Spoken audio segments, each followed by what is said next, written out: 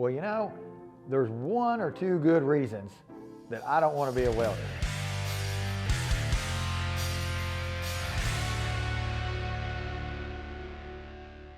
And the first reason I don't want to be a welder is because it's hot. Keegan, what do you think?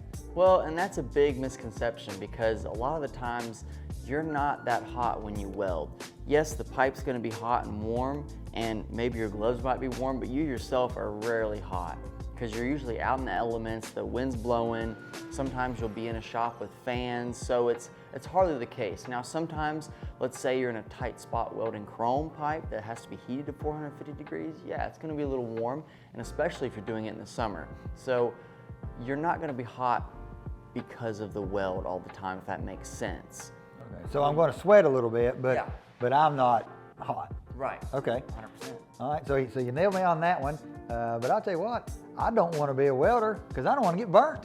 All right, well, that's the thing that I guess new welders think about, because the reason any welder gets burned is because they are sitting directly under the sparks flying when they're stick welding or flux core welding. And the way you prevent that is A, wearing correct PPE with shielding on it, also getting out from under that weld too. That's a big thing. Because if you don't know that, yeah, you're gonna get burned, and you've probably heard that from a welder who didn't know any better and stayed right under the spark. Okay, all right.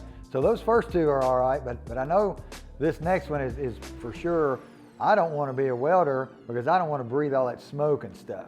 Well, going back to what I said earlier, you're either going to be outside with the wind blowing or you're going to be inside with the ventilation system. And also, the companies provide you with every bit of PPE you need, including 3M face masks with respirators on them. So they have full face, they have half face, and then they just have the paper cartridge ones. So there really is no reason why anybody should be breathing bad on a welding job with all those things, you know, that the company provides you with. Okay, all right, so we're talking about reasons that I don't want to be a welder.